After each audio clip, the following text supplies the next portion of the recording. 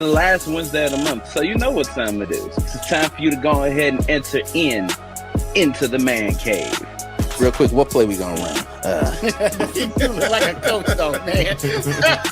You do look like a coach. As always, a Smoooth Productions. But Deion Sanders is not making $93 million. Now, You don't never dip your pen in the company ink. I'm glad you said pen. I thought that was going a different way. No, I didn't know where that was about to go. Well, you can clip this. If I gave you $168 million, I want to know what type of fabric software you're using on your initiatives. You know what I'm saying? That's who you want to be. You want to be Steph. You want to have that range like that. You know, and not just have the range. I mean, Steph can get to the cup. We're going to have that platinum tier for the platform sports talk show. You know what I'm saying? We need some platinum sponsors. That's what we need. You know what I'm saying? Messi. He could be described in 3 words. He's so horny at that moment. Yeah, I said that. That's going in the highlight tape. I know it is. You know, Knee alone. Friday, knee alone. Fresh Prince knee alone. the best man. Me alone, man. Well, anyway, it was a good run while it lasted. So, Then they were exactly who we thought they is. And that's why we say we look at the guys that are in our OTE arena is who are you? You know, Crazy story. The first time I touched a basketball court, I cried. I didn't want to go. They forced me to go. They put me in the van. It's a give back to allow the young people to experience the game, to learn the fundamentals the right way. All right, so it's the Man Cave coming to you live from the Platinum Sports Talk Network. My bad, Smooth. I won't mess it up no more. I got you, man. I got you. All right, you know what? It's a platinum show, man. It's a platinum. Yeah, the show is platinum. That's why I keep saying it.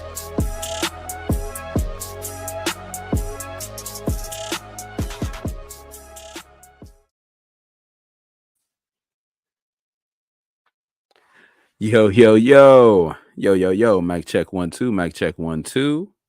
What is going on, party people? It's your boy Stanton. I want to welcome you into another episode of the Man Cave. Y'all know what it is. It's the last Wednesday of the month. So we are here to bring you all the sports. We got a lot to talk about.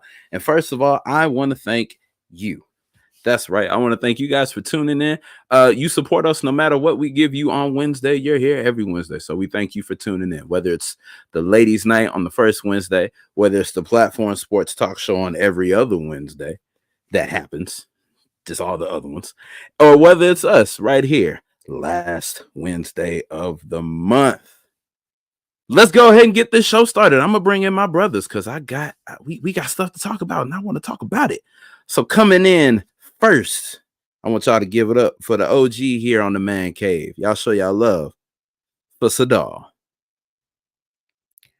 Sadal, the selector, the real estate DJ, real estate investor by day, DJ by night.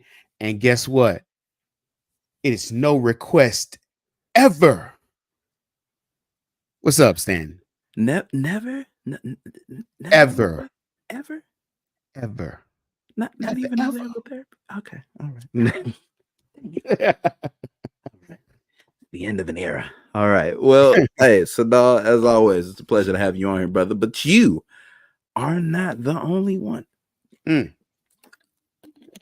Psych. We got other brothers coming on this show, and we will get to them in just a second. I believe we got the blackest man in radio standing by. We got the blackest man in radio standing by. Ladies and gentlemen, he's the blackest man on radio, blackest man on this podcast. I want y'all to show your love for the one, the only, Craig Black. What's up, gentlemen? What's happening, What's brother? going on? What's cracking?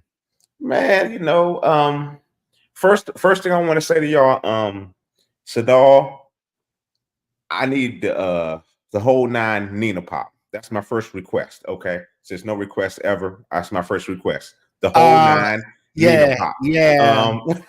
Well, shout out to my man DJ Chaos. You in radio, you can play it yourself. I guess, man, I'm here, y'all. I'm here. Got a lot going on in life right now, but I'm here.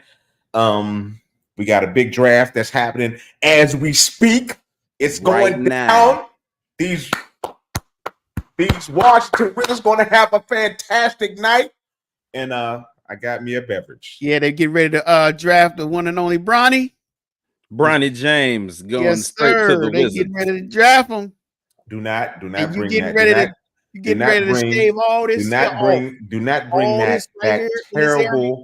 that terrible omen into my draft. Please do not do that, sir. I take back my request. Now I don't want to hear the Nina pop. I want to hear Pretty Willie. What's his name? Wow.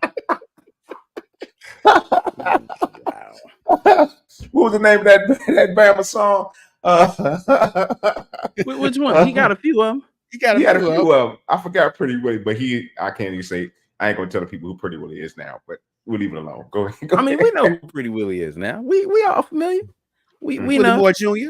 Yeah, ain't nothing wrong with it. Yeah, that's my man. That's my man. The transformation is impeccable. That's about taking your career to another level. That's just impeccable what he did. But all right. Well, hey, I say we get right into it. We got Mario on standby. He will be here. Before we get right into it, Stanton, we gotta send a shout out to our favorite viewer, Miss Williams. We Hello, do. Ms. Oh, Williams. she left. Yes. Did I miss it? Let me see. Yes, you did. I did. Oh, there it is. Oh. What's up, Miss Dub? As always, when I was thanking everybody in the beginning, those who started out with us on Facebook way back, for those of y'all who are watching us on Instagram, for those of y'all who are watching us via the X, for those of y'all who followed our instructions when we always said go to YouTube, subscribe, and click on that bell, so when we go live, you'll be notified. Whether you're listening to us on Hot 365 Radio, listen, we appreciate you for tuning in. We give you quality content week after week after week after week. The faces may change, but the content is still that same fire. Speaking of which, we're going to get right into that fire. Fellas, what's the word? What y'all want to talk about? So much has happened in the world of sports overall. In just the last month. What y'all want to talk about? Craig, what's up? What you want to talk about, fellas? I just find it ironic. I'm sitting here as we're live. I have it set up on my computer. I have YouTube TV on my computer, and I'm switching back and forth from our show to the draft. And I want to say what's the word? The word is Stephen A's barber, because it's amazing that he put a straight hairline on that Bama's forehead. He actually got a headline, y'all, on his forehead. It's back here. I mean, mine is receding a little bit, but come on now. Stevens is back here, and the Bama got a straight line on it. It's impeccable. It's impeccable. That's the word. The word is barber. First of all, it's not a hairline; it's a neckline at this point. He might want to just go ahead and it's crispy. It's crispy at that. I'm like, Look, I'm sitting here trying to find a picture of it on the lovely Twitters and stuff. And the first thing I see, Stephen A. Smith is such a bitch. It's like, dang, this is Jesus. Wow. Twitter's a wild, funky place. Sadar, what's on your mind, brother? What you thinking about? Man, right now, I was just peeping out, man. We coming into July, and it's the 4th year. We talking about the Olympics, man. The Olympics is coming up, and the word is Sha'Carri Richardson is making a comeback, man. I love it. I love it. She was beaten down by the media and everybody else, and told that she was talking too much. Well, she went back into the lab quietly, training, and now she's coming out with a vengeance in Paris, because she qualified for the Olympic Games for the Team USA, and I'm excited to see her. It's beautiful. I think her grandmother was in attendance at the meet, and all her family there cheering her on. Grandma praying for her, and she did that thing. And I can't wait. I can't wait to see it. I hope she's gonna have a tough go with the Jamaican team, but I hope she can pull this out and get that gold. Oh yeah, for sure. Definitely. I want to ask someone else what's on their mind. So ladies and gentlemen, please go ahead and welcome to the show. You all saw him earlier today, drop that fire promo. We gonna talk about that too. I want y'all to show y'all love for Mario. Hey, what's up, fellas? Rio. What's happening? What's happening? What's up? Craig Black. What's up, Craig? Rio. Your video's looking crispy now. Hey man, sometimes you gotta hit that reset button. Yeah. Sometimes you gotta Man. hit. That's a word right there. Sometimes you gotta man, hit the reset. button. Sometimes Even you in got, life, come you gotta on. hit the reset button. Sometimes that's what you Or gotta take do. All another right, drink. So you wanna know Rio, what's what's going on your on? mind, brother? What's I catching don't your know if attention in the y'all- world of sports? I don't know if y'all watched Quincy Wilson over the weekend. The 16-year-old that ran the 400 At the trials. at the trials. Mm. This man broke world records at his age. Isn't he Already. number one high schooler in the nation right now? Yes, he is. Yeah. So the world better get ready because this wasn't even really the introduction to what he can do. This was just a welcoming right now to track and field. So that was very exciting to see, very exciting to watch. I think he's going to be definite. He will definitely be someone to watch in the years to come. He's only 16. I mean, he still has high school to finish, college. You never know. So what is this? What 2024? And you see him again in 2028. So the world gonna get to see this young man blossom and grow right in front of their eyes. Yeah, it was. I got to catch some of the Olympic trials that were taking place, and it was pretty cool to see. A few St. Louis people that I didn't know were Olympians. There's a hurdler, hurdlist. I don't know what they call the hurdlist. Freddie Crittenden. He participated in the hurdles and he placed first in his. So I believe he qualified just from that race. Mm-hmm. So, and then there are some other St. Louisans that are also in the Olympics as well. I wish I would have got that list together. I was supposed to. Yeah, we from St. Louis, it'd be good to see what high school they came from, Yeah, definitely. Breaking news. We've got the number 1 overall 2024 NBA draft pick, y'all. Yeah. The number 1 pick is, I'm probably gonna mess this name all the way up. Zachary Rashashir.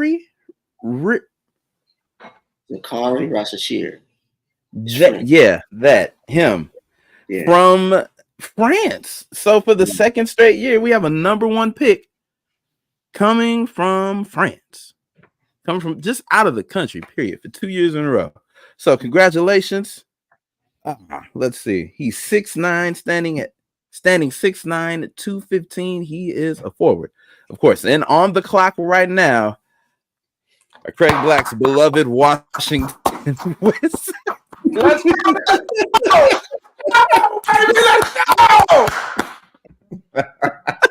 Hey, if there's one thing I love your optimism. If I could compare you all to another fan base, y'all are like the Dallas Cowboys. Every year, you're just happy. Ooh. Despite knowing what you got. You got to support your team no matter what. No matter how bad and terrible they are, you got to support your team. I take that personal Bulls fan over here. The Dallas Cowboys, though. That's terrible. Hey. That's terrible. Hey, what going back, what team, because I'm oblivious to the Atlanta Hawks had the first overall pick this year. Okay. So the first 10 picks are as follows. Number 1 is Atlanta. Number 2 is Washington. Number 3 is Houston. Number 4, San Antonio. Number 5 is Detroit. Number 6 is Charlotte. Number 7 is Portland. Number 8 is San Antonio. Jeez, all these picks. Number 9 is Memphis. And then number 10 is Utah. and then number 11 of my Chicago Bulls. And then, Craig, y'all got 2 picks this first round. What? I'll snap. 2 contracts just to toss on out there. And, you know, I want to shine some light on a comment left by Miss Dub, because I was so confused when she had mentioned that Ed went ahead and cut off all of his hair, and it was due to a receding hairline. I was so confused as to who that was, and then I was reminded Ed is Miss Dub's son. So she just set her son business out there for everybody to hear. Smart man though. Let it go. Let it go. Hey, I agree with you. I had to make the move. I had to make the move a long time ago, man. No Stephen A in here. No Stephen A. Look, I ain't trying to do I ain't doing it. Y'all not right now. Who is it? What was his name? I ain't trying to do that, man. I ain't trying to do Carlos Boozer. See, okay, so I'm not doing Carlos Boozer, but I'm not walking around with a Peter Boyle or Richard. I ain't walking around. I ain't walking around with the Sherman Hemsley. I ain't doing it. That Beijing. That Beijing. Let it. Look, I ain't scared to do it. Ask the fellas. I done it before. I ain't never scared. Ain't never scared. All right, so y'all, like I said earlier, we got a lot of things to talk about on the show today. What's on my mind? I'll tell y'all what's on my mind. St. Louis is producing champions yet again. I believe the last champion that was produced out of St. Louis was on the 2019 Blues team.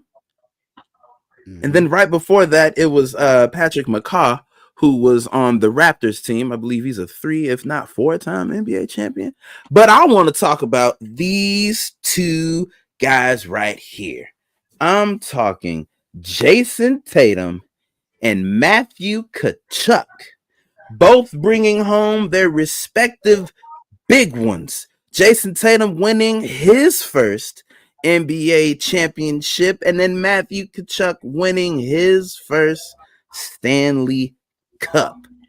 Y'all, like, and what makes it more special is that since we were talking about, what high school you went to, St. Louis question, both Matthew and Jason are proud alumni of Chaminade.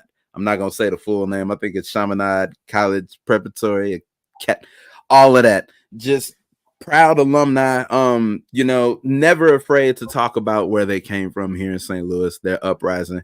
Hell, Jason Tatum got a whole U City tattoo on his back with the cross street where his grandmother lived. And, I made a joke about it. If he would have lost these finals, he would have had to get that tattoo covered up. Oh, damn. It's like, I don't know how many times. It's like, no. This is unacceptable. All I do is win. Brother, if you would have lost, you would have had to get it all covered up. You could have got a nice picture of your grandmother or something. Get a nice mural. Okay. Craig. Okay, Craig got excited. What happened? All right, Craig, would you like to render some breaking news for it?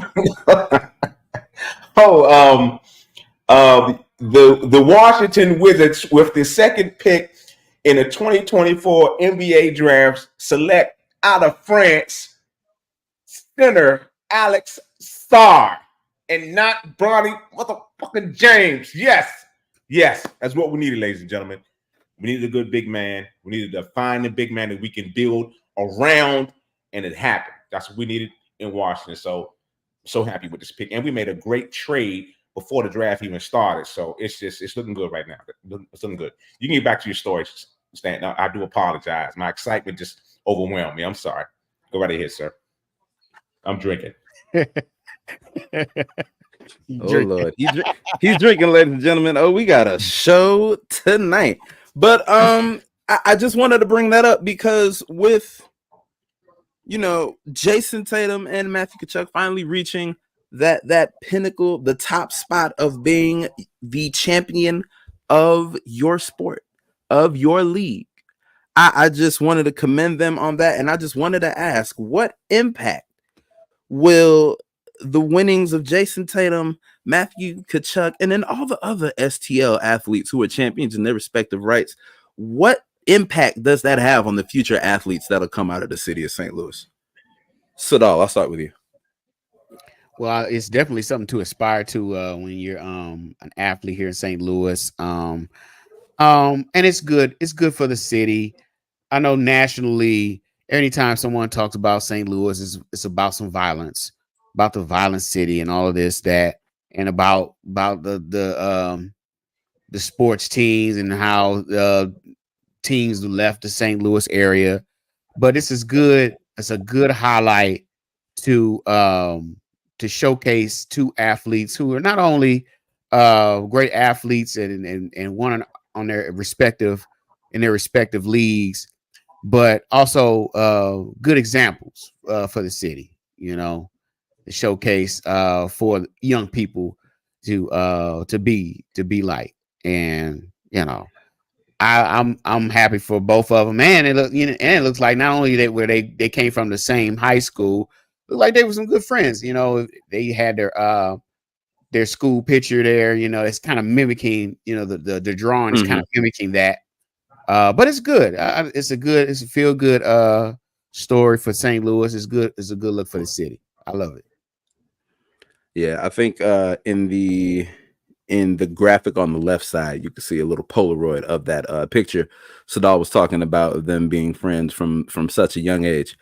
Craig, the impact of having a hometown kid turn into a hometown hero of winning the championship. What does that do for the kids in the community? Anything that's positive, that's shining a light on somebody that comes out of the city, always makes the whole city feel great. You know, it's like, you know, the whole city was behind Jason Tatum. I mean, it's like, you know, he's lifted the city up in a way that it gives him that St. Louis pride that's always been there since I've first stepped into St. Louis, Missouri. You know, everybody has that pride about the city. You know, just having somebody that's on the highest level of the sport of in the NBA is just, you know, it just lifts St. Louis to a whole nother level. I don't know the other young man. I can't even repeat his name. Matthew Tkachuk. Did Chuck? Okay, I mess. I'm Tkachuk. It's like if you put in front of the word Chuck.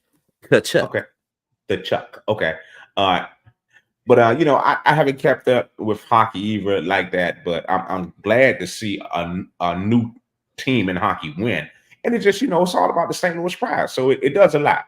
It makes you know what it does. It just gives some positive light to everybody, and I think for a second, it takes away from the negativity that comes from a lot of different things that's going on inside in the city of St. Louis. It just makes everybody feel as one. You know what I'm saying? It's not just this, you know, dudes are walking around like, yeah, Jason, my man. You know, they feel like he's from their hood. So, you know, it just takes away from some of that underlying violence that Sadal talked about. You know, it's always just that underlying tone of, you know, St. Louis is this type of city. You know what I'm saying? It's just, you know, it's a positive thing. So it's a feel good story. So it just makes the whole city feel great. So I hope it can build into something. I hope St. Louis in some way, some fashion gets a pro sports basketball team that's on a national level inside of the city real soon. I hope that can happen. So I think that would be great for the city, because I believe basketball can thrive in St. Louis. It just needs, you know, somebody just needs to give it a chance, you know. And the city is hungry right now for another pro sports team, you know, on the national side. I know there's other smaller teams out there, but, you know, just the national side, whether it's the WNBA or even the NBA. Yeah. Mario, what are your thoughts on it?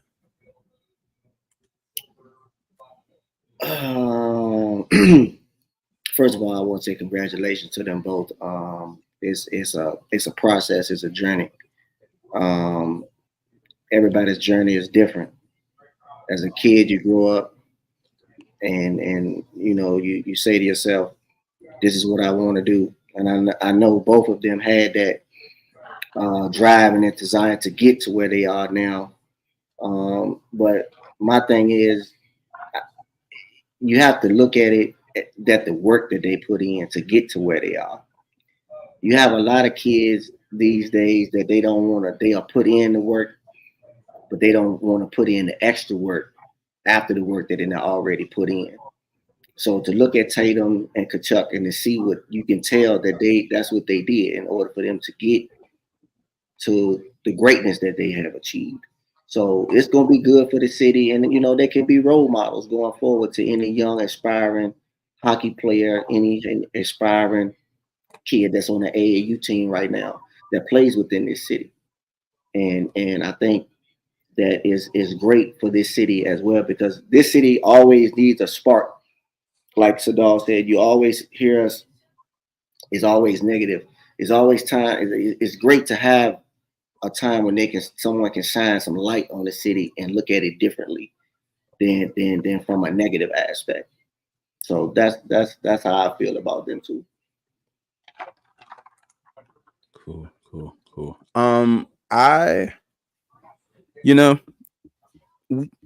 There was totally different sports here, but I guarantee you that the hard work that they put in behind the scenes doesn't always get showcased. We might see it in a commercial or something. We might see some little snippet or something, but to think of the hard work, all of the nutritional changes, the physical changes, the different types of workouts that some of their trainers just create some of the craziest workouts, but it produced the results needed. It's something it's an atypical style of result, but it gives you the result that's needed, or atypical style of workout, I should say. And so, if when we're living in this generation where information is everywhere and you can see it all because it's being recorded, we see the glitz and the glamour, and they perform and they do all these miracle shots and dunks and all these tricks and things like that. But, to know about the hard work and the dedication that goes in behind the scenes, the part where when the confetti stops, and I can attest to Jason Tatum probably having that, given who his mentor and trainer was, or who he worked with closely, the late great Kobe Bryant. Once the confetti's done falling, you right back in the gym. I guarantee you Tatum's probably here or somewhere back in Massachusetts already putting that work in, because you love the feeling of getting that championship. You love it so much that guess what? You want to go do it again. So the work starts. And that's what I believe is an impact that will last for the next generation. It's the no days off mentality. You're working. Every day is a day on. Like when you don't feel like it, you're going to put the work in.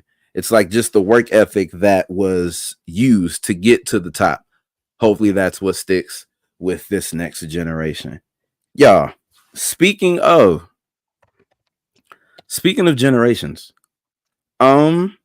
this last week, we were able to honor generations before us in the baseball world, and the Cardinals were able to take a part of that.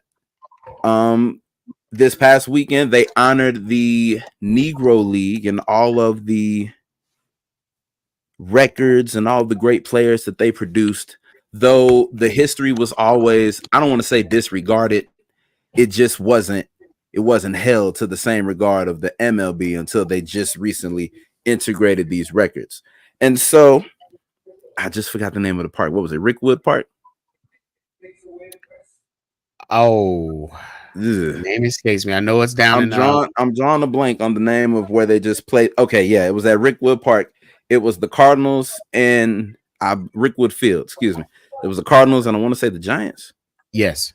It was Cardinals and the Giants in their Negro League uniforms, which was also a nice touch as well.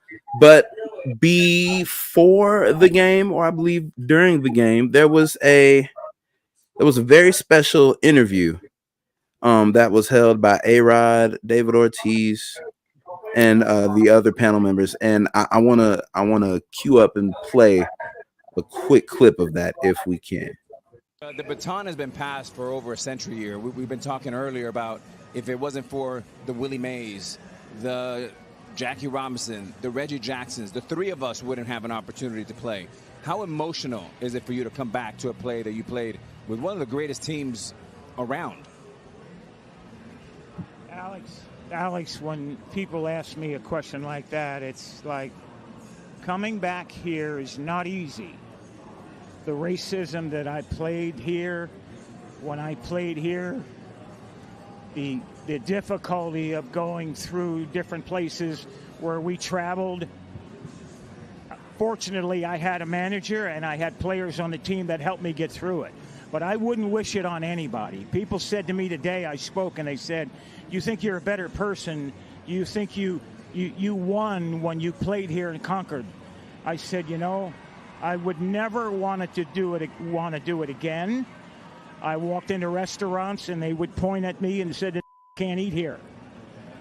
I would go to a hotel and they say, then can't stay here. We went to Charlie Finley's country club for a welcome home dinner and they pointed me out with the N-word. He can't come in here. Finley marched the whole team out. Finally, they let me in there. He said, we're going to go to the diner and eat hamburgers. We'll go where we're wanted. Fortunately, I had a manager, Johnny McNamara, that if I couldn't eat in the place, nobody would eat. We'd get food to travel. If I couldn't stay in a hotel, they'd drive to the next hotel and find a place where I could stay. Had it not been for Raleigh Fingers, Johnny McNamara, Dave Duncan, Joe and Sharon Rudy, I slept on their couch 3-4 nights a week for about a month and a half. Finally, they were threatened that they would burn our apartment complex down unless I got out. I wouldn't wish it on anyone. The year I came here, Bull Connor was the sheriff the year before. And they took minor league baseball out of here because in 1963, the Klan murdered 4 black girls, children, in 11, 12, 14 years old at a church here and never got indicted. They were from the Klan. Life magazine did a story on them like they were being honored. I wouldn't wish it on anyone. At the same time, had it not been for my white friends, had it not been for a white manager, and Rudy, Fingers, and Duncan, and Lee Myers, I would have never made it. I was too physically violent. I was ready to physically fight I'd have got killed here because I'd have beat someone's ass, and you'd have saw me in an oak tree somewhere. Reggie, I can't even imagine. It's awful you had to go through that, but appreciate you sharing the rawness and the honesty of it with our audience. I mean, really, we love you, Reg. Yeah, thank you. Quick history lesson there. That's a great history lesson. You. Reggie Jackson telling us all about it, preaching. Wow, that's unbelievable. Man, I love Reggie Jackson. I just gotta.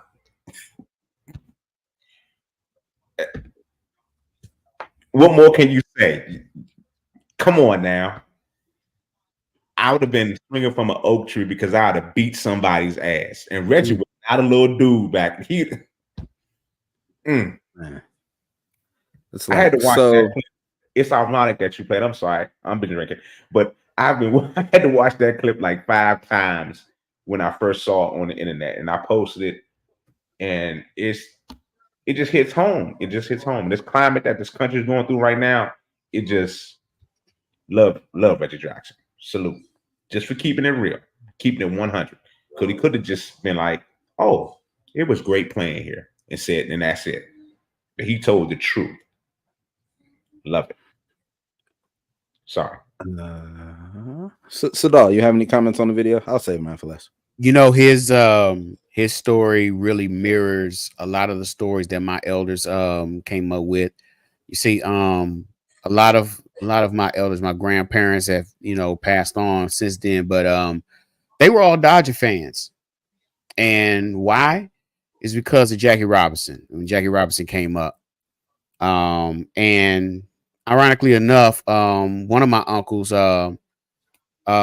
played for the Dodgers farm system. So he played with people like Don Drysdale and Sandy Koufax. He was a pitcher. Injuries kind of derailed his career, so he never really made it. But he came up during that time, and he had stories. He had stories as well when he was alive. So it's a lot of puts a lot of things into perspective. The things that they had to go through. And when I was just talking about Jackie Robinson, if you look at Jackie Robinson's life, everybody touts Jackie Robinson as being that champion of carrying baseball through the color barrier. You look at Jackie Robinson's life, he died young. He died at what, 53 years old, heart attack. Probably because he had to hold all of all of those experiences in just for the sake of everyone else coming behind him, coming through the major leagues. It's those stories, man, that a lot of people nowadays want to erase and want to say, oh, that never happened. It was never racist in this country. It happened so long ago. Get over it. But we're talking about Reggie Jackson. He's still here, alive and well. And he just happens just recently, into this country, in the grander scheme of time, so, and you still have people pushing back on the records being allowed into the major league and in the annals of the major leagues. So it's still there. It's just covered up now. But those stories just gives you a reminder, man, of why there was a Negro Leagues in the first place. And it is so important that we never forget those stories, because we got to carry that forward, as folk. I don't know what that was. We got to carry that forward. So, man, I loved it. It was needed to be said. Mario, what about you? Craig, was that your phone, Craig? No. Yeah, it was your phone, Craig. Remember, it's all right, brother. It's all right. I was gonna move past it. You gonna put me out there, Mario? That's how it is, man. Hey, in a mental moment, we trying to talk about something important. Mario, your thoughts? This man was very much mental right there. He had a moment in the moment right there. I apologize. He one of them Bammers that don't silence their phone at church in the movies. And look, right in the important moment. I've been drinking. That was Jesus giving him a text. That's all it was. No, I wasn't a big baseball fan. I'll go ahead and put that out there, but I do love the sport. But for them to allow Reggie Jackson to say what he said and tell his story in front of the world, to me was great. That was very, very monumental, and I hope that segment right there leads up into one of the best sports segments that they talk about, as far as like when they do the SBs and all that other stuff, because I believe that a lot of that Negro League history needs to be exposed to the younger generation that have never really known anything about Black players playing baseball. And I think a lot of that history is just I'm not going to say it's withheld, it's just not being told. And I appreciate the MLB for honoring them and let other people know that there are other great players that came before the players that you see today. Because without those players, you wouldn't have these players that you got today. So that's my take on that right there, Stan. All right. And also, if I may add, on a week where we lost the great Willie Mays, yes, that played in that era, that had to experience all of that hatred. It's just so fitting that everything the universe kind of came together and worked out while we can honor the Negro Leagues, we can honor someone like Willie Mays, and we can give a platform to Reggie Jackson to tell his story. It was just beautiful. And on the week of Juneteenth, it was just that was really good right there. Yeah. You had that, and you had Ken and Friends. That was and the celebration of Willie Mays' life. It all happened in a beautiful sequence, man. It was a beautiful thing.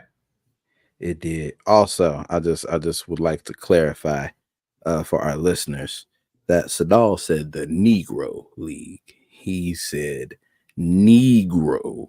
No, don't do that. Don't, producer. I'm clear. A phenomenal day today. Negro League Museum and Arthur Bryant's barbecue.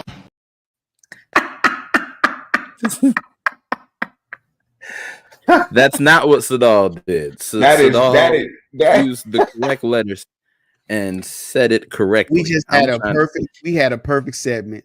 Sure. Look, I was just trying to make sure we don't get canceled or demonetized. I'm looking long term here. I'm making sure we're good. I'm just making sure we don't get canceled and or demonetized.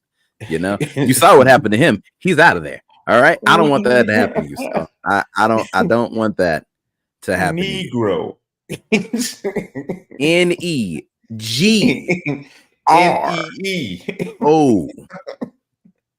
W. Negro.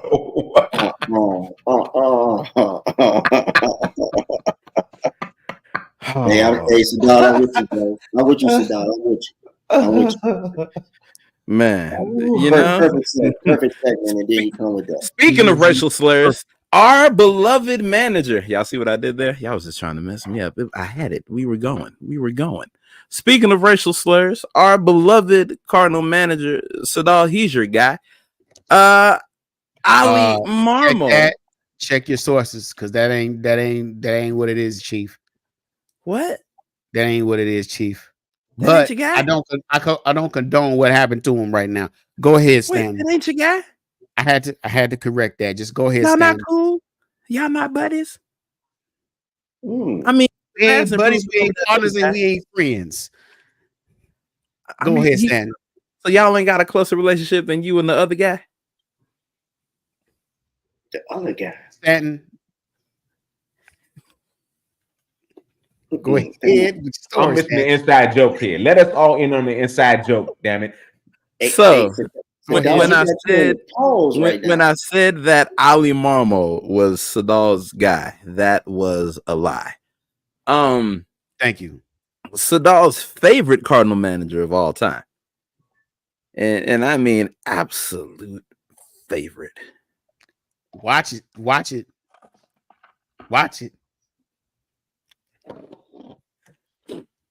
a former player for the Cardinals. Y'all might know him. His last name was Matheny. I don't know.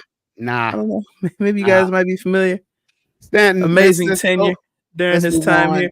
But we're not on the past. We're looking at the now. And unfortunately, right now, it's funny. Smooth played that clip.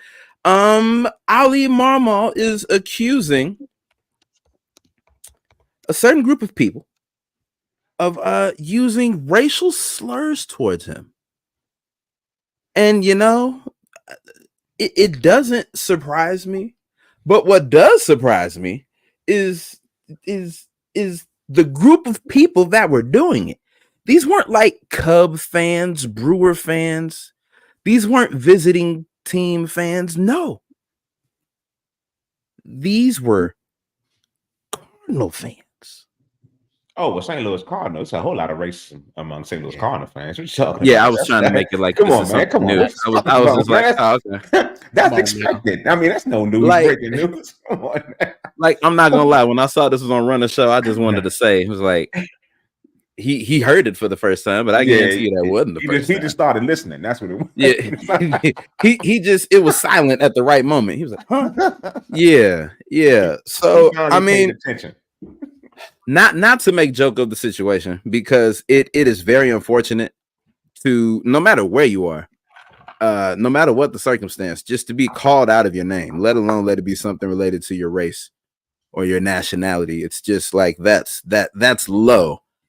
So for those of you who are not from St. Louis loves to roast each other, flame each other, Joan on each other. So here in St. Louis, we come up with a certain level of creativity to the point where you don't have to resort to the immediates, like the things you could see, like, you know, appearance, race, things like that. And so for it just to be like that, that's low. I can't say even for St. Louis, I'll just say that's low. And I can ask my city to do better. I know they won't do better. I mean, it's just. But that's a different side, I wouldn't say, of the city. That comes from the outland areas of the city. I would say that much, because it comes from I don't know what counties are out there in Missouri. Arnold, I should say. It comes from this deep south side of St. Louis. Those type of fans that come to Busch Stadium and root for the Cardinals, and they're those type of diehard fans that will probably saying those remarks, because you know, it's just a different type of animal sometimes when you, I don't know. I don't know. It's a different. It's a different area. It's a different type of atmosphere when you walk into Busch Stadium and you encounter that side of the audience, I should say. You know, I've been there several times, and it's, you know, you can kind of feel it. I don't know. I don't know if y'all have ever. Listen, I have. Go ahead, I Sadar. have firsthand. First of all, you can feel Matter of it. You fact, can so, feel it. yeah, Sadar, go take this. Yeah. First of all, let's be clear here. This is the same city that Michael Brown happened here. You know what I mean? This is the most segregated city in the United States of America. And I know firsthand, I worked at Busch Stadium for 8 years. Mm-hmm. So I know the kind of folks that go through those turnstiles. Mm-hmm. You know, they're rich, they're from a certain hue, and they believe hueless hue. They believe in certain things that were believed 50, 60 years ago, and they can't let it go. Entitled. And that's going nowhere. As long for some of those folks, as long as you dribbling the ball or hitting the ball well, they love you. Other than that, when they see you anywhere else, they hate you. That's how St. Louis is. But it's a sad thing. Especially those fans there. So it's not surprising to me. It's not surprising you hear that kind of hatred spewed out. That's how St. Louis. That's how some people in St. Louis are. You know what it is? It's a learned behavior too. It's something that's passed down from generation to generation. You know, it's not something that, you know, that's automatically, you know, you're born with it. It's a taught thing. You know, you're being educated to be that way, and that's the sad thing about it. It's like we're in 2024 and you still gotta deal with it. You know, it's just a history lesson here. A history lesson here about the St. Louis Cardinals and St. Louis. When Jackie Robinson played, St. Louis and Philadelphia were the last two teams in the league to let black players play on the team. And when Jackie Robinson stepped foot in St. Louis, he had some of the most vicious racial slurs thrown at him from St. Louis Cardinal fans. So I hate that about the team that I love, but it's the people. Some people in this city still carry that mentality with them. Isn't it crazy though? The whole the mentality of the thing that really, it's amazes me how music and sports are. We can love one thing. We can love the sport of baseball. We can love Michael Jackson. I use him as a person. We can love both, and we can just be it in you know, just being taken over by both, by sports and music. And we can just love this artist and we can love this sport, but we'll hate each other so much. It's crazy. I mean, the love for Michael Jordan. He's a black man. You got white people that just love. They would do anything for Michael, for both Mikes, both MJs. They would did anything for him. But the regular everyday black person, they would just like they would spit on. It's crazy what music and sports does.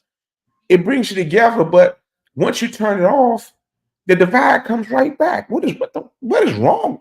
It's like a mental illness it's crazy to me though. It's really, if you just think about it, it's a sickness. When you It's have not people, even when you have people that only see you as entertainers, all you're good there for it is to entertain, to serve, and that's all you're good for. But my whole thing is it's love for that person on both sides, and we come together to love that one person, that one sport, that music, that sport, that we love it on both sides, black and white, Hispanic, whatever it is, whatever culture it is, we all love it. Music transcends everything, sports transcends everything. But then when you turn them off, we're back to killing each other. It's the most idiotic thing on this earth. I mean, it really is. It's just Is the biggest mental illness in this country, man. Racism. I don't know. It's a thing that I've been drinking again. Now I'm off my soapbox. I'm sorry. It's the timing and the fact that this comes out after they just played the game at Rickwood Field, after Reggie Jackson just talked about what he talked about, what he dealt with all those years ago. And here we are, supposed to be in a time where progress is made, right? Progress is made, and we're still, it's on a larger scale. It's still happening. Like, it's sad. It's those same folks that when you see the Cardinals post something for celebrating Juneteenth, you got those people. Why we gotta post this? Why we gotta talk about this? Or when the Negro League records were incorporated into Major League Baseball, oh, you can't do that. Why you gotta do that? Those same folks that will clap for Ozzie Smith and Willie McGee. You know, which is, it just, it's crazy. It doesn't make sense. And I can just only hope for better. Because hope is all we got at this point.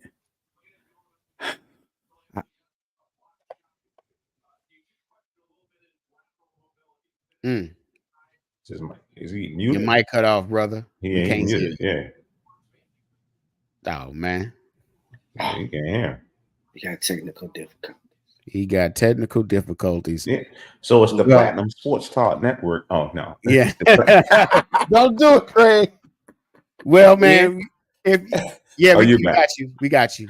You're back. Okay. All right. Well, I was saying I really hate that segue for a majority of the show. But speaking of racial slurs, the Los Angeles Lakers hired a new head coach recently. Damn. We just on one today. We on one. It's just like, man. And you know, it was not Dan Hurley. A lot of people thought that he was going to be assuming the mantle of head coach. Well, a lot of people, except for Mario, assumed that he would be taking the mantle of head coach. But no, in a move that is shocking to nobody with a brain and eyes, JJ Redick is now the head coach of the Los Angeles Lakers. Yes, there he is. Now in name, but okay. I did submit clips. Will they be played? I'm not sure. But there were clips from the press conference. If we have them, let them play. If not, I could tell you what he said. For the time being, and hopefully it's a very, very long time, I am excommunicated from the content space. So there would be no podcast We'll do something when I have a breather from what we have coming up. I'm going to be drinking out of a fire hose for the next month, but at some point we'll just do something for all the people that listened, and we'll have a small little video. But I'm done with podcasting for now. So, for those of you who don't have a brain and eyes, JJ Redick for about the past couple months or so has been doing a podcast about the brilliance of basketball, about the mental IQ and all the things that people normally don't think about. And he is not doing that podcast by himself. Who does he do that podcast with, or used to do that podcast with? Well, it's the number one free agent in the NBA right now, LeBron James. Y'all see where I'm going with this? Y'all see where I'm going with this? All right, let me break it down for you. This happened either one of two ways. Either they brought in JJ Redick to bring LeBron back, or LeBron ain't leaving at all. He did this free agency thing where he can restructure his contract and there's more money for the team, and he got his boy JJ Redick in which, if it's the latter, Le GM has struck again. He's undefeated. I was talking with someone on social media how people are saying that his GM powers don't exist. What is this? What is this? Can y'all tell me? Does anyone know what JJ Redick was doing before he was selected to coach the NBA? Y'all know what he was doing? It wasn't coaching. Yes. Yeah, no, he was coaching. He was coaching, Sadal. However, he was coaching 7 and 8 year olds, third and fourth graders. Oh, okay. Third and fourth graders. 7 and 8. Oh, kids. He's got experience coaching then. Okay. He's got experience. Now shame on me. I was wrong. I just want to ask, fellas, right off the top, does anyone have any thought of who could have been a better head coach candidate? Just put him out there. Just put him out there. Sam Cassell. And he's the one everyone's been drawing comparisons to on Facebook. Everyone's been like, he's available. Yet this is what happens. Mark Jackson. Sam Cassell. Mark Jackson. Stan Van Gundy. Let me just, you said who? Stan Van Gundy. Yeah. Oh yeah. Okay, so I'm asking Brian this now. Shaw. At 30 years of age, real Brian quick. Shaw, no. We tried it already. No. Brian Shaw, no. Better than JJ Redick? Yeah. If you want to go that route, yeah. But I throw a name out there y'all probably would have never thought of. Jay Wright, head coach, Villanova. Who? Retired. Jay Wright, who built a hell of a program in Villanova. Yeah. Okay. What we're saying is anybody with some kind of experience on anybody but college and pro level could have got this head coaching job. Craig Black. I coached an basketball team for 93.9 WKYS, and I had college and high school basketball players on my squad in Washington, D.C., and I coached that team for a whole summer, and that's higher than 8th grade. So Craig Black, damn it, I could have got that job. I got more coaching experience than JJ Redick. Okay, damn it. Okay, look, I have more coaching experience than JJ Redick. But ever since NBA 2K10, I have taken the Chicago Bulls successfully to and won the NBA Finals. You need to stop. Everyone. Let me tell you something. We set the plays, we set the screens, we have practice. Like I run the whole organization. Make me a president. Make me owner. Jeannie Buss, move over. You ain't doing this right. I got it. I got it. I got it. Matter of fact, somebody get me a copy of NBA 2K17. No. Make it 18. That's when Kobe wasn't on the team and he wasn't on there. Somebody give me a copy. And I promise you, I promise I will turn this whole thing around. I have to make a confession. Can I make a confession real quick? Can I confess something? What's up, Usher? I mean, Craig Black.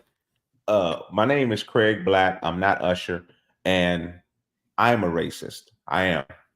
I must say it. Oh wow. Yes. Wait a minute. Hey, Smooth. Cut him out. Cut him out. We ain't got time to get cut off. No. I'm gonna go ahead and admit it because this is what I did, y'all. I had gotten an argument online with somebody on IG. Well, a good friend of mine on IG, and we went back and forth about this JJ Redick situation. And I spewed out, well, they would not have did this for a black man. They did this for Steve Kerr, and they did it for JJ Redick, but they did not move somebody right into a pro coaching rank.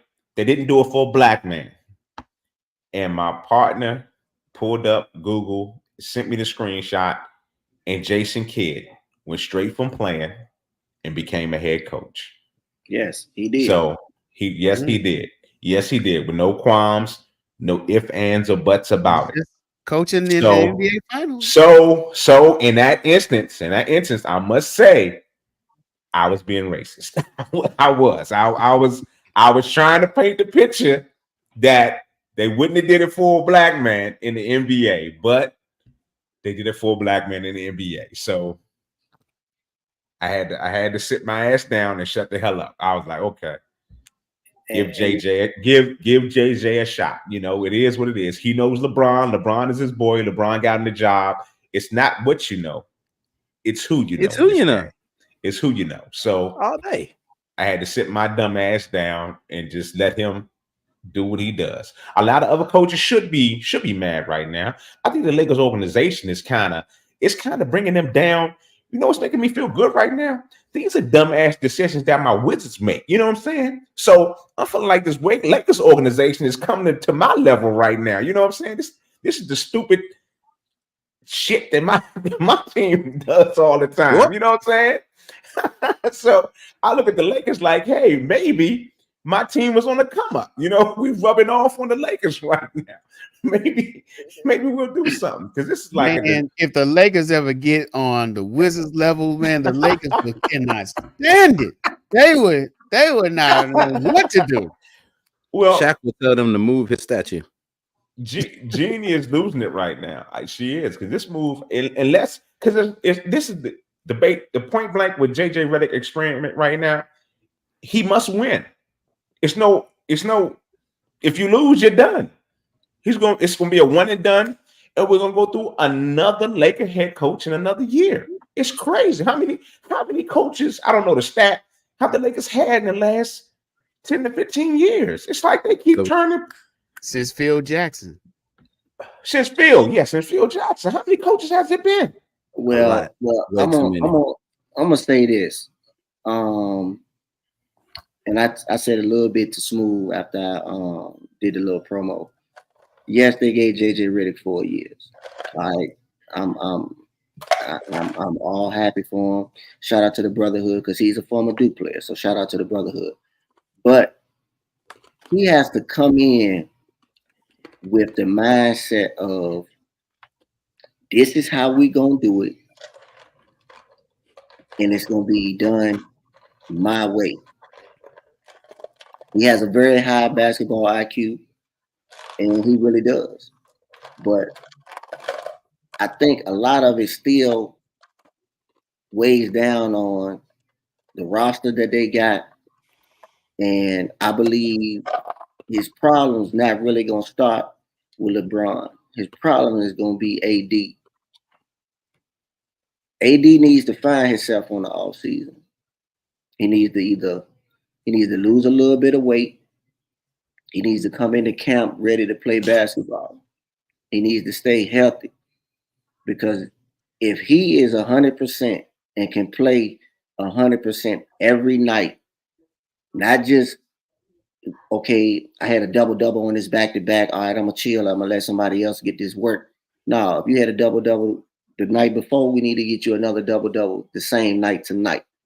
So he need to come in the training camp ready to work, or is playoff or bust for them. Championship, no. Playoff or bust for these Lakers this year.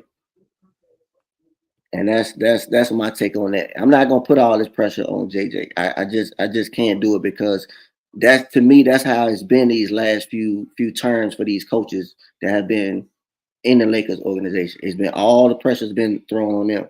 But these players got to be held accountable sometimes. And I just believe that AD needs to show up and show out every night, stay healthy, and I believe they can do some bigger things. But they also need them a point guard too, because the point guard they have now, that's not to me, that's not a LeBron type point guard. I don't think y'all know what I mean by that. But if you look at the past point guards that have played with LeBron, they've all been great facilitators. Meaning they've been great quarterbacks on the court. The last one that he won the championship with, when the one that everybody does not count, the one in the bubble when he had Rajon Rondo, Rondo was key to them winning that championship. Some people don't think so, but he was. But that wasn't a bubble. That wasn't a bubble too, though. Like I said, the one that everybody is not going to give them credit for is the bubble. Whether you like it or not, one to win too, because you win it in front of nobody. Well, whether y'all want to accept it or not, they won. But I'm on your side. I count it. If you know, everybody it just has a little asterisk next to it. But okay. I mean, no. Hey, That's well, I would say, well, then if they got to ask everybody else, I'm a Spurs fan. The Spurs won 1-2 the same way on a shortened season. They was on strike and they won that season. They won a championship. So if you want to throw asterisks out there, I'm gonna throw that one out there too. I'll give you that. We're gonna still put the asterisk there, though. We're still gonna be there. It's a little. I feel like Craig, the bubble championship is the purest form. You just a hater. Period. That's why is that hate? That's just a hater. Hold on. Let me. Can I tell y'all why? If Can I tell y'all how Craig Black is a hater? Let me tell you how he's a hater. How Craig Black's a hater. Because if it was your Wizards pulling the miracle of life, winning a championship in 2020 in the bubble, it would count, wouldn't it? It would count then. First time, let's make sure we record this. First time ever, I would agree with Stanton. Yes, Craig Black is a hater, because I would not put next to anything the Wizards do. See. Even if it's a whole cheating gate that comes out, and they're like, they ain't cheat. They got the video proof. They did not. I was going to use Tom Brady as an example. Does Tom Brady have an asterisk next to one of his Super Bowls? Yes, he got an asterisk next to the St. Louis one. So do the Lakers. So go ahead, Sadal. You were trying to speak. Go ahead.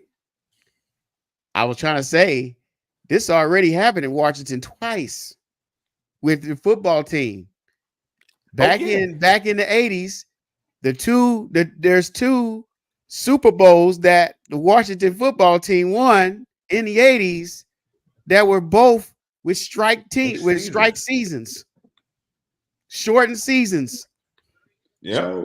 So Craig, our replacement players buy anything. Our replacement players, our scabs were the bomb. You know what? These Bamas didn't even give them rings. That's what really irritates me about that. But anyway, nevertheless, you're right. You're right.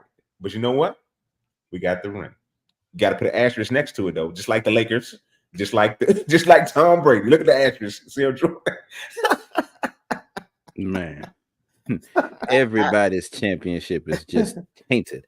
But I think they're gonna be fine, though. I mean, in a nutshell, though, I mean, they got, to me, a lot of people not going to agree that they don't have the right person in place, but you got to have somebody that can relate to the players. And if you look at, and I'm gonna use Boston as an example, Joe Mazzulla can relate to Tatum. He can relate to a lot of those other players that's on that team. And to me, I think Joe Mazzulla not just related to them in the basketball world. I think he related to them more so off the court, and he built a bond within that locker room, which helped develop a bond within the team as a whole. So JJ gonna have to, find a way to not do what Joe Mazzulla did, but he gonna have to find a way to make a connection with everybody on that team in order for them to be successful. You know what? But can we talk about the coach side of that? Come on now. Let's be real. We can talk about the coaching side of it. The last coach that Boston had, what was his name? The Nia Long's dude that cheated on Nia Long. Yeah, him. That dummy. That cheated. That idiot. Okay. He had the squad there, but he didn't have the balls to get rid of Marcus Smart. That was he had the balls. In my whole opinion, getting rid of Marcus Smart and bringing in Drew Holiday really got them that championship. That's correct. That is in my opinion right there. That's in my opinion. So Mazzulla, with that one move, I don't know if he made that move or if the last coach, the GM, I forgot his name, the glasses, little Brad Stevens. Butler, Brad Stevens, you go, Brad Stevens. Bookworm dude. Yeah, he if he made that move, that was the move that got Boston that championship. Because you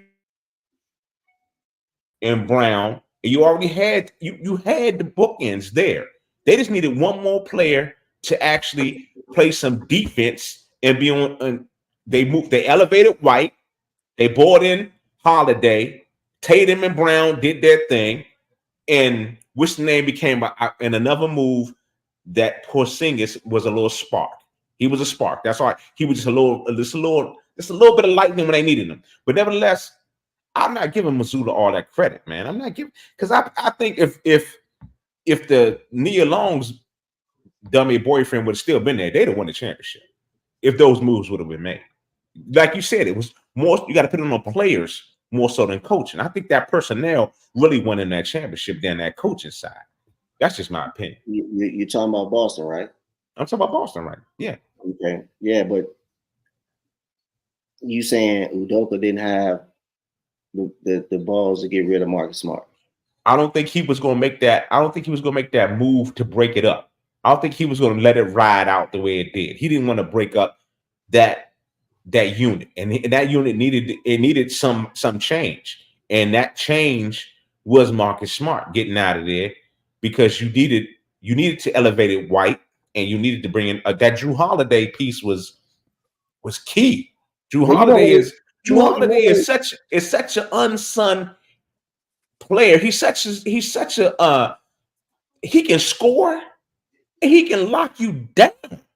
He's probably the top role player in the league right now. But then that's the whole thing about it. Why is he always being called a world player? Why? Because he knows his role. But my whole thing is he plays more than his role. Is he going to go out there and give you a triple double? He can, but he can if you need it from him. Okay, so I'm gonna throw this at you. I'm gonna throw this at you real quick, Craig. So you saying he's more than just a role player? I'm saying that he can be more. He can be a lot more. This what happened to Drew Holiday. Drew Holiday. I don't want to take and put that pressure on him and say, okay, take him away from Boston and place him somewhere else. This is what's going to happen with Drew. We're going to see. We're going to see. Carry them into only the thing playoffs. I'm saying is what's going to happen is in another year, 2 or 3 down the line, Drew Holiday is going to leave Boston. Somebody's going to throw a shit ton of money at him. He's going to go to a lesser organization, and we're going to see all facets of Drew Holiday's game that we haven't seen before because he was just playing in the system to make sure to win. You feel me? And that's what he was there for, to get his rings. But then he's going to go and grab a big check, another big check. He already got a big check. I'm saying another big check. How about that? We're going to see his game come to another height. You can be like, damn, Drew got that in him, or he could did that. Well, he been doing it all the time. But he was just sitting behind Giannis. He was sitting behind Jason Tatum and Brown. He was sitting behind all these names the whole time. You feel me? So it is what it is, you know. If I'm not mistaken, Drew Holiday was he not a Charlotte Hornet? He was a Pelican, wasn't he? He was sitting behind. He was a Pelican. He was a Pelican. He was sitting Pelican. once again behind Zion, behind who's the guy out of Duke? Zion wasn't there yet. The guy from Duke was there. The guy from one of them ball boys was there. He was always a name in front of him, holding him back for some reason. I don't know what it is. LaMelo wasn't there yet. Who else was there? It was a star sitting in the Pelicans. It was. It I had know to who be you're talking about too. They traded him away. No, it was AD, wasn't it? It was AD. I won't tell y'all. I was gonna let y'all figure it out. But my whole thing is, I'm gonna let y'all figure it out. But all I'm saying is, Drew Holiday my point is that Boston had the personnel to win, whether that coach was Mazzulla or Neil Long's dumb ex-boyfriend. That's all. I just think that move came from Brad Stevens, though. I'm not gonna say Udoka was gonna ever get rid of Marcus Smart. I think that came from upstairs. A lot of these moves that get made, and she might be right. Maybe he prefers to be in the background. A lot of players like that. They don't want to be in the limelight. Correct. Just like Ori, he played best as a reliever, and Robert Ori did play best. Big shot Rob. He was the role player. But I just think that a lot of moves that get made, like what you're talking about, they get made up front. Like you just talked about Jeannie Buss and Rob Pelinka. I don't think Rob Pelinka know a damn thing about basketball. I'm gonna keep it 100 with y'all. I don't think he do. He's a great agent. Maybe. That's all he is to me. But he don't know a damn thing about no damn basketball. Jeannie Buss, and to me, she was doing so well when she had Magic on the staff, but they didn't want to listen to him. That's why he's not on the staff no more. But a lot of these moves that you look at, I think they come from up front. The Devin White move to get him from San Antonio to Boston, that's a Brad Stevens move. And then you got to look at how much money you got on your books. Can I afford to pay Marcus Smart? You really can't. So, you go and get Drew Holiday, he gonna get this money. They probably gonna give him some more money this year. But I think, to me, the one that need to get that bag is Devin White. They need to back their truck up and pay this man. Yeah. Because right now, if he want to walk, he can walk. He got him a ring now. So if the money get thrown out there, he can go. Mm-hmm. One thing I wanna bring up, I would just like to say, I feel that if Drew Holiday were to be that guy, it would have happened by now if he wanted it. He's going into his 15th year in the league. This is the tail end. Okay, I didn't know he was. Yeah, 15. He was the 16th overall pick in the 2009 draft. 17th overall pick. Yeah, he old. He been there.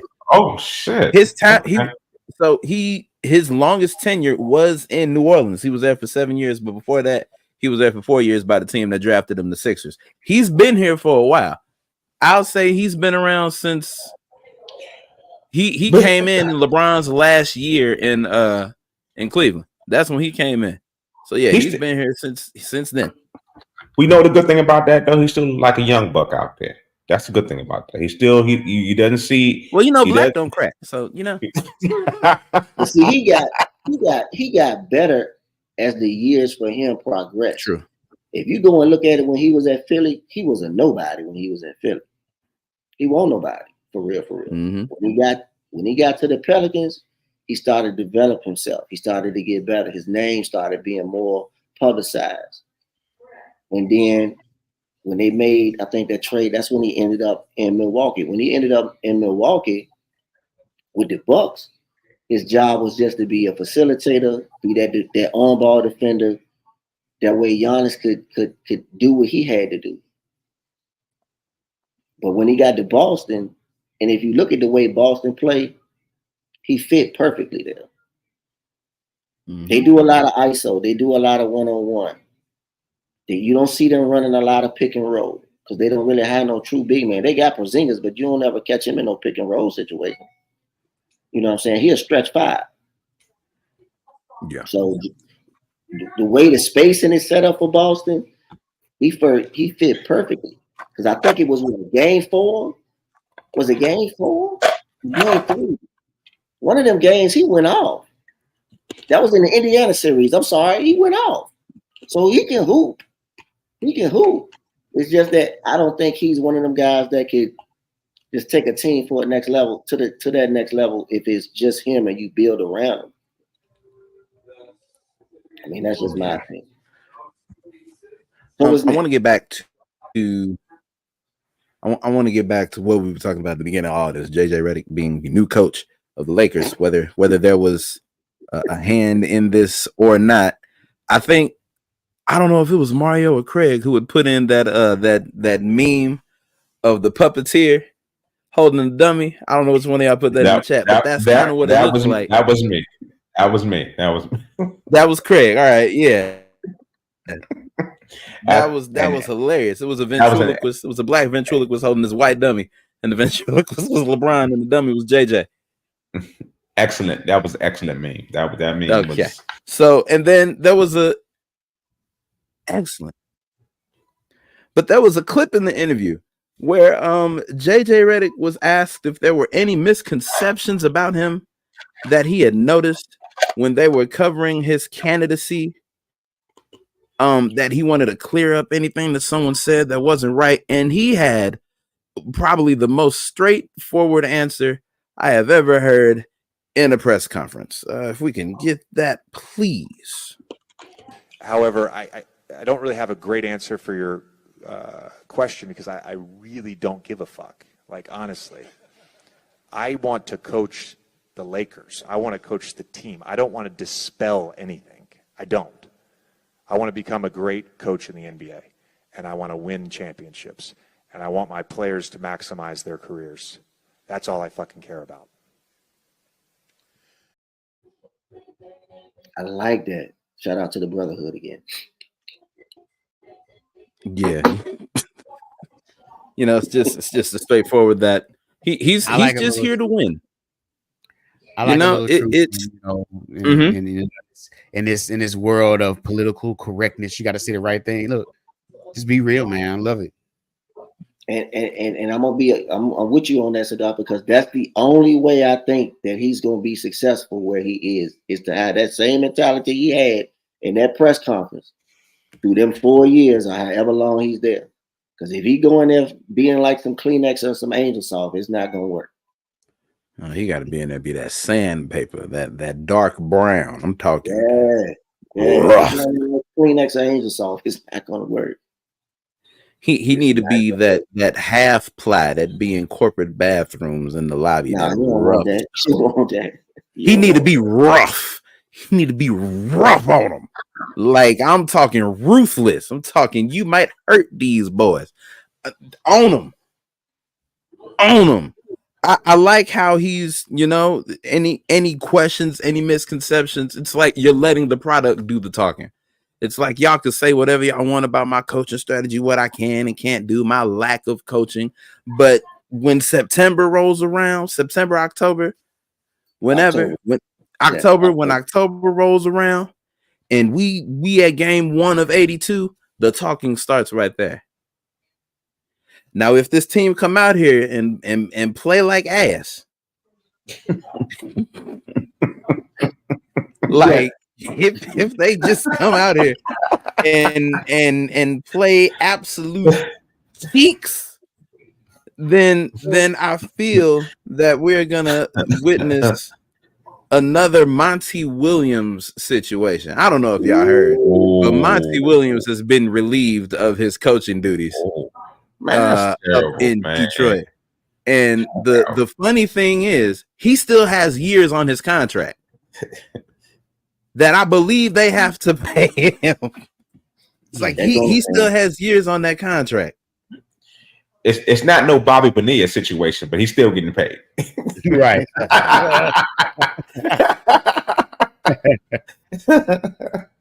Man. I mean, I probably would have let him go too, Stan. You went 14 and 68. Ooh. I mean, it's the Pistons. 14 and 68. It's the Pistons we're talking about. I can understand. Okay, hold on. He went 14 and 68, bro. I probably would have let you go. That's bad. That's bad. Though. I mean, look. But he didn't have a squad. He didn't have. Listen. Can't nobody talk to me about can't nobody talk to me about letting coaches go. We held on to Fred Hoiberg too goddamn long, and the Bulls was ass, brother. His squad came out of one of the wrecks in North County. Come on now. Come on, come on, man. He had a squad. That Detroit Pistons squad to the Rex Center. That Pistons squad was not bad. It wasn't. You can't blame coaching on that personnel that was there. In that, come on now. You could give him. I'd have gave him one more year. Just one. Yeah, more. I would have. I probably would have because after all the money you paid him, you wouldn't give him one more year. They probably, if they were to stay healthy, Cunningham and I forgot the other kid's last name. They probably will be if they can stay healthy. They're probably the best backcourt in the Eastern Conference. They blew out the GM too in Detroit, didn't they? They blew out the GM and the coach. Am I correct? I think so. So come on now, that was just. This was at the end of the day, abrupt rebuild start. At the end of the day, Monty Williams is like, okay, I'm taking me a good vacation, because he can sit back, get paid for a couple of years, and go coach on somebody else's bench. You know what I'm saying? And pick up another job, if he wants to. He could have gone to the Lakers. Okay, he could have gone to the Lakers. He could. So, to piggyback on what you were talking about earlier, Stan, you were talking about the hiring the JJ rate, blah blah blah blah. Mm-hmm. If y'all could give me y'all predictions on how many games they could win before the All-Star break, do y'all think they'll be above 500 before the All-Star break? And I'm gonna tell y'all why I asked it. Are you asking us to say how many games they'll win before the All-Star break? Yeah, give me a rough estimate. Do you think they'll be above 500 before the All-Star break? No. Sadal, what do you think? Push, they'll be 500. You think they'll be 500? Yeah. Before the All-Star break. Craig, what you think? We talking about the Lakers right now? We're talking about the Lakers right now. Don't know what the roster gonna be like for sure. Is LeBron coming back? We don't know. Sure he'll be back. I'm pretty sure he will be. He's going wherever his son get drafted. Hold on. Wait, who did the Bulls draft? I'll say they'll be right at 500 or below 500. Either they'll be right at 500 or they're gonna be below it. Yep. Okay. All-Star break.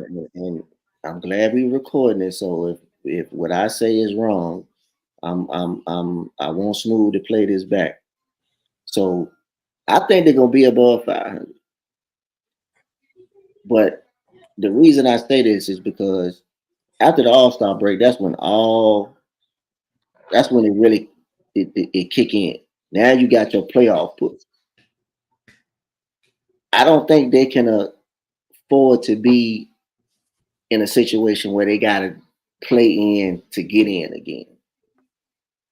Because to me, I don't think that's one of the things that hurts them. If they got to play in to get in, it hurts them. The last 2 years, I think that's what they had to do. I think they did it last year. They had to play in to get in, if I'm not mistaken. Mm-hmm. The year before that, I think they had to play in to get in. That's 3.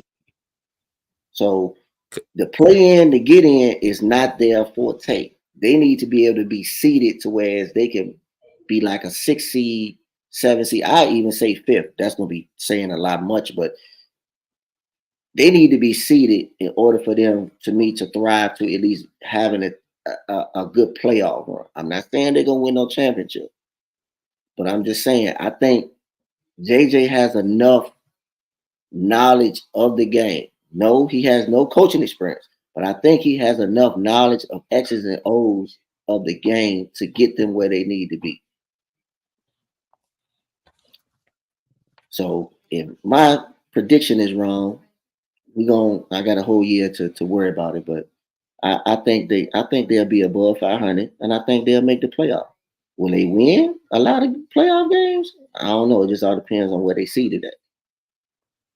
Because the Ant-Man right now, he has let everybody know that I am the man right now. Yeah. And they better start putting some respect on that man's name. Yeah. Oh, we lost the. Yeah. Sadal must be gone. Just disappeared on us. All right. Well, oh man, this has been a great show. We talked about a lot of topics.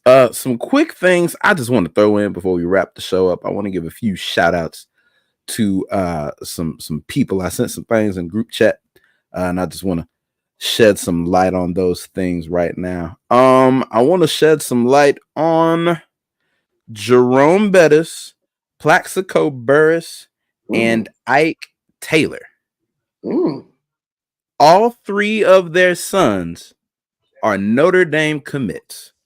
Ike Taylor's son is a 4-star safety, one of the top ranked safeties in the nation. And then you've got Plaxico Burress and, in a plot twist, Jerome Bettis' son, both top 3-star wide receivers. Honestly, I would have thought, following the dad's footsteps, I thought Jerome Bettis' son would have been another running back, bruising these people. But then when I look at him, he ain't got the bust frame. It's like, yeah, you a wide receiver. You try to pull one of your daddy's hit stick moves now, you're gonna hurt yourself. You're gonna break something. But I just wanted to shed some light on that. I thought that was pretty cool. Also wanted to send out condolences and rest in peace to Sika Anoa'i, one half of the legendary WWE tag team, the Wild Samoans, and the father of Roman Reigns. Passed away. I want to say that was yesterday. He was 79. We don't know the reason. I do know that Roman Reigns got on Twitter. There are these moments, they call it when you break kayfabe. There are moments where you just you gotta say something, and I believe that when you lose a parent, you have to make a post. Let alone if your parent was also successful in the same area that you are successful in. So thoughts and prayers go out to the entire Anoa'i family, especially to Roman Reigns. Condolences to the family. And I think that was all I had. And so now it's my favorite segment where we let somebody know something. Yeah, we gonna let them know. We gonna let a naysayer know. Let a naysayer know. I said naysayer. We not getting canceled. So this is the moment where we address those who might have it twisted, might be a little wrong in what they're saying. This is where we basically politely tell somebody F-A-F-O. The more you F-A, the more you gonna F-O. And so we are prematurely letting these naysayers know that they got another thing coming. Anybody got a naysayer they want to talk to on today? Anybody? So, dog, you usually have one to kick it off with, man. I know you got something. I said my piece on the two baseball segments, man. I don't have anything today. Okay. What about you, Craig? I mean, you kind of like open the door to yourself today. You really let us know who you really are. You really let us know who you really are. Craig Black. drinking. Hold on, wait a minute. Do we That have a true new? syrup. We got a new name for Craig. What Whenever you got, Craig man? is drinking, he is now Craig Black off that yak. That is who he is. Craig Black off the yak. off that yak. Yes, I like that What name. you got for us, Because man? my cup empty right now. I'm done with that yak. But As we can see. We yeah, can. yeah. It's been a great evening. And we got another pick in right now. We picked up Bub Carrington in a trade. Anyway, naysayers need to know that the Washington Commanders are not going to be a pushover squad this year. All right. Yep. These naysayers need to know that it's going to be a different season this year.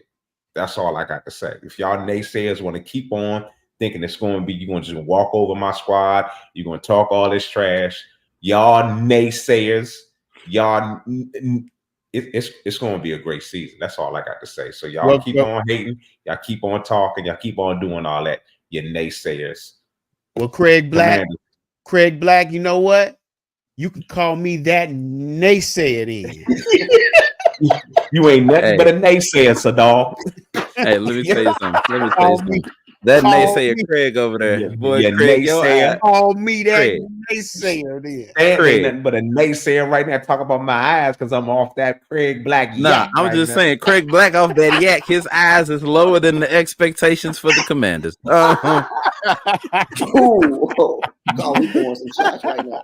But but Craig, on a serious note, is Jaden Daniels gonna be y'all starter? Was he named? Has he been named the starter?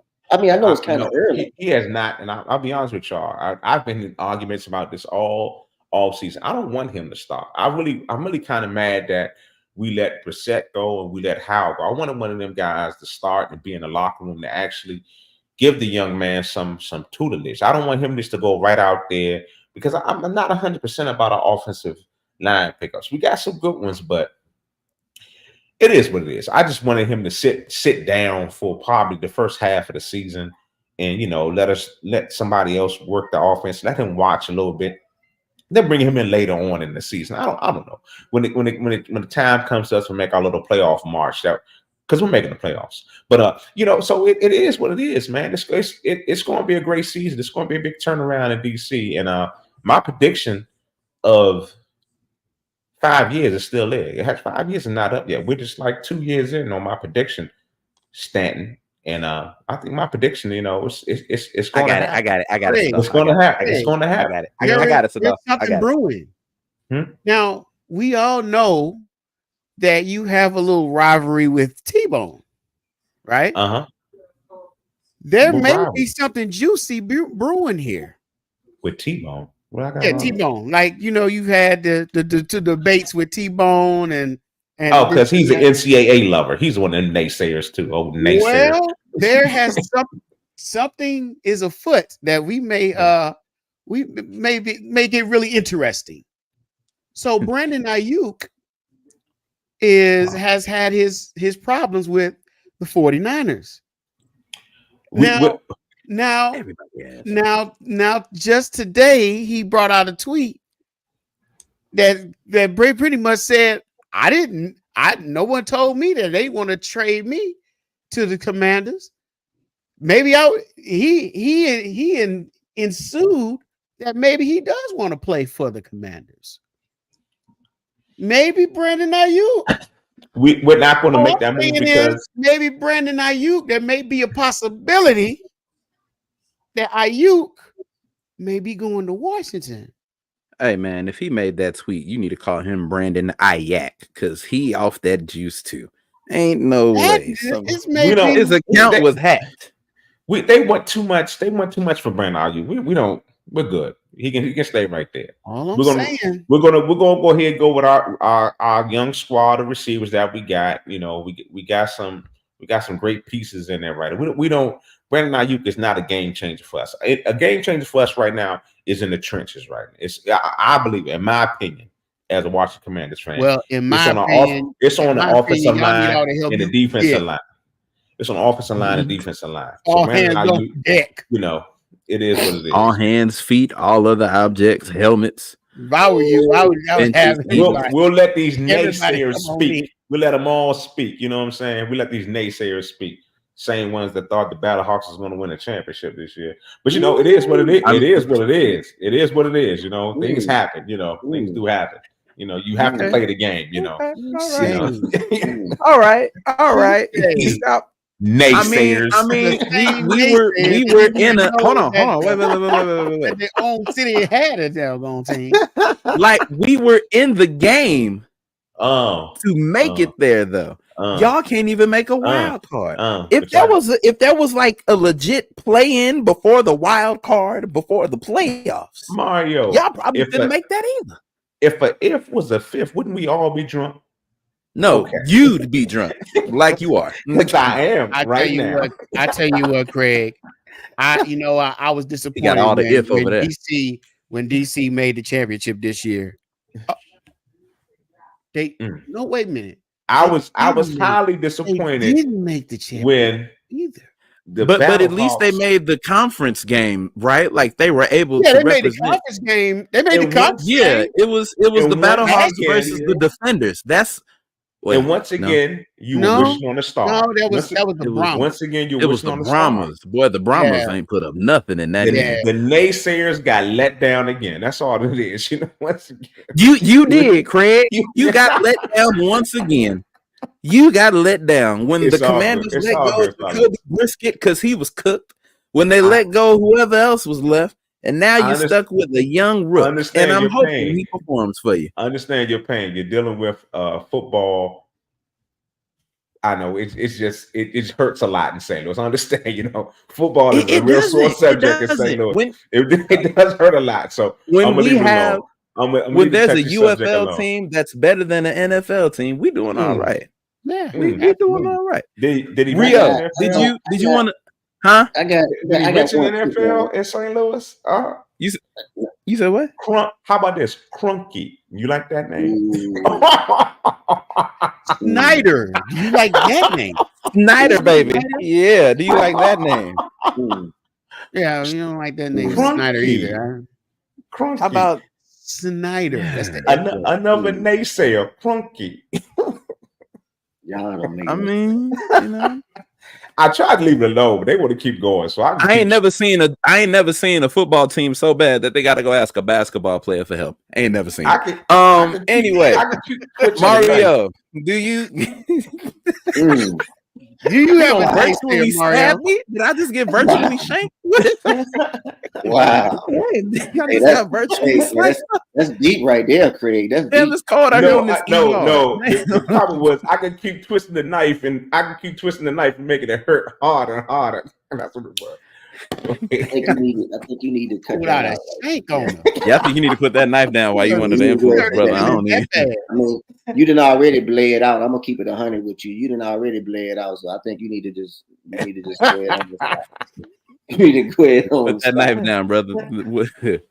Almost said. Nope, I'm not gonna say it on air. I'm gonna say it off air.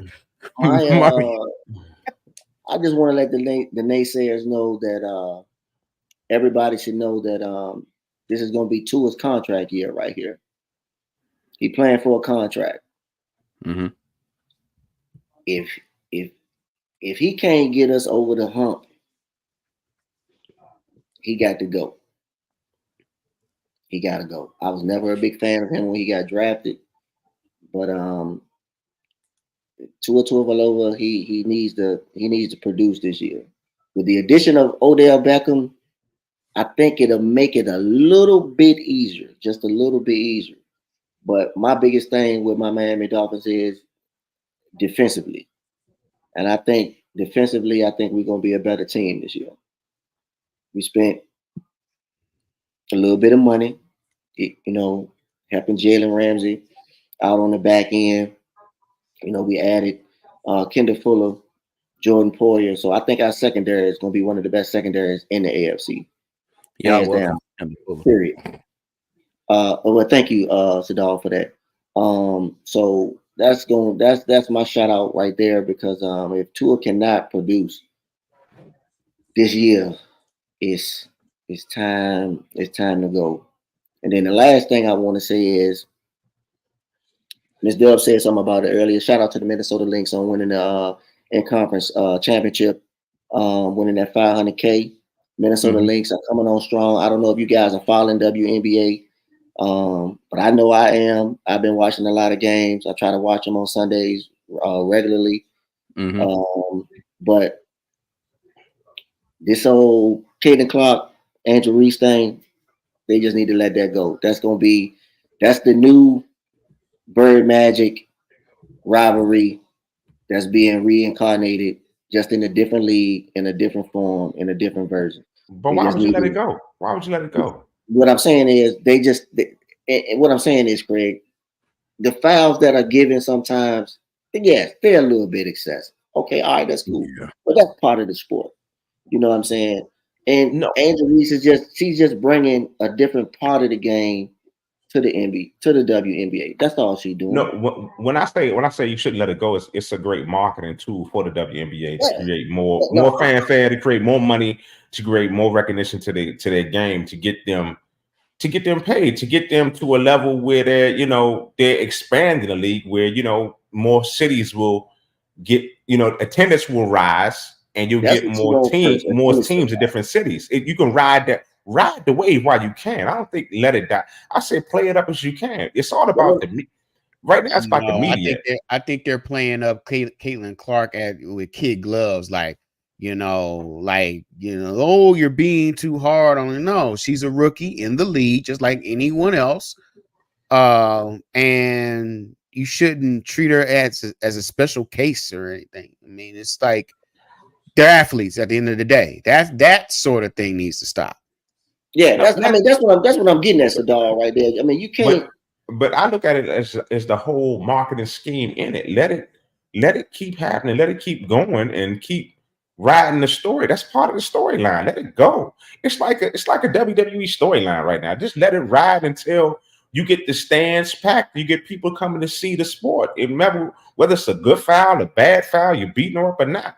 Let it go if you're getting attention to the game. Right now, you're getting more viewership and getting more attention than you ever had before in the WNBA, when you had some superstar athletes that transcended the game before them. It's like you didn't get this type of attention. If this can carry over to the next from the next 5 years, their rivalry can make it into them to get paid in a decent way, so be it. Let it be. I don't, But at such an early stage of it, it seems like they're trying to make Clark rules. Like, you know how they had Jordan rules and all that stuff. It looks like they're trying to make Clark rules, and she's only been here for about a month and a half, maybe month, 2 months, something like that. It's like Something like that. Yeah. It's like it, and we're already trying to make rules. We're over protecting, and as if it's done. It's not done in the NBA. It's like when you come in, these are your war wounds. These are your learning stripes. This is your welcome. This is your hazing into, they love to call the NBA and the WNBA fraternities, sororities. This is your hazing into. This is how they get you in. This is what you go through. It's not going to be pretty. It's supposed to be different. This is a different animal. This is the WNBA. This isn't NCAA women's basketball anymore. These are professionals. These are people that have been here for years, who know how it's done, and it's a test, and it's either you're gonna sink or you're gonna swim. And it's like take the cushion off. I guess I'm just saying, just let the storyline ride out. Just let it go. I mean, at the end of the day, I'm not saying that you're not right. You are right. They are doing what they're doing. They're doing, and I do disagree with you though. That is what the NBA is right now. The NBA is a shell of itself, what it used to be in the 90s. But nevertheless, go ahead and let it ride. Let those fans build up all that fanfare behind Caitlin Clark. Ride for her, run for her. Let Angel Reese's fans do what they do for her. Let the attendance build up. Then some other stars will come in and they'll have the same type of rivalries out of college. Build the league off of this. Make it happen. That's all I'm saying. That's all I'm saying. I'm not favoring one against the other. I'm just saying let this storyline play out and maximize what it can do for the WNBA. That's all I'm saying. I think it will. I think it will. But like I talked to somebody when I was at work today. I told him, I said that it'll never, in my opinion, it'll never be a draft class like they got this past year again. Period. I don't think you're gonna ever see this group of young women come into a league and as a whole, not just one person, as a whole, change the league. Yes, Caitlin Clark do her damn thing. I give her all the props in the world. I watched her junior year. I watched her senior year when she was at Iowa. She can hoop. I give it to her. But there's other girls that's in that draft class that can hoop just as good as she can. Mm-hmm. The only difference is they won't get nationally televised as much as she was. That's the only reason why you don't know a lot about these other players that's in her draft class along with her. Because the girl that played with her, that plays on the Las Vegas Aces, can't remember her name right now. She is a great player. I watched the Aces. They are like my favorite team in the WNBA right now. So yes, Kate Martin. Thank you. Kate Martin can hoop. She can hoop. She's sort of like what you talk about with Drew Holiday, Craig. She can lock down and she can shoot. But that's what I'm saying. It's like players like that that'll benefit from the popularity of the game. They'll go to another squad and they'll start to shine, and it'll be eyes on them, and they'll get recognized because of the television coverage, the media hype that Caitlin and Angel are bringing to the game, and they'll get recognized, and then their game will actually carry the league. It's like, it's like the pass down of, in the WNBA. Now you got, I don't know who you got Tatum, you got Brown, all the young gunners now that are balling now. You got, you know what I'm saying? It'll happen for them, but you gotta get the eyes on them. If nobody's watching, nobody's gonna know. So they watch. They trust me. They watch. They filling seats. Viewership has been up across the board with the WNBA. They are definitely watching. They watch. Definitely viewing. They are definitely filling in seats. And Which is why we gotta let a naysayer like Craig. We gotta let them know that they are showing out. And you want to know what? I want to let all the other naysayers know that they are showing up for the WNBA games. You want to know how I know? Because the Las Vegas Aces have become the first team in the WNBA to sell out every home game. Every home game. And I also want to let the naysayers know who feel like Caitlin Clark has brought all this attention to the game. Caitlin Clark plays for the Indiana Fever. I don't know if y'all got a map. Indiana's somewhere over there. Nevada is somewhere over there, right? They're not by each other. So you can't try to use that as a reason for why they sold all these tickets. No, a big reason why they sold all these tickets is because they that damn good. Asia Wilson is that damn good. The entire team is that damn good. So damn good that they are 2 going on 3-time WNBA champions. They're going for the back to back. Yeah, they're going for a 3-peat. We haven't seen a 3-peat in years. When the last time we saw a 3-peat? I ain't seen a 3-peat.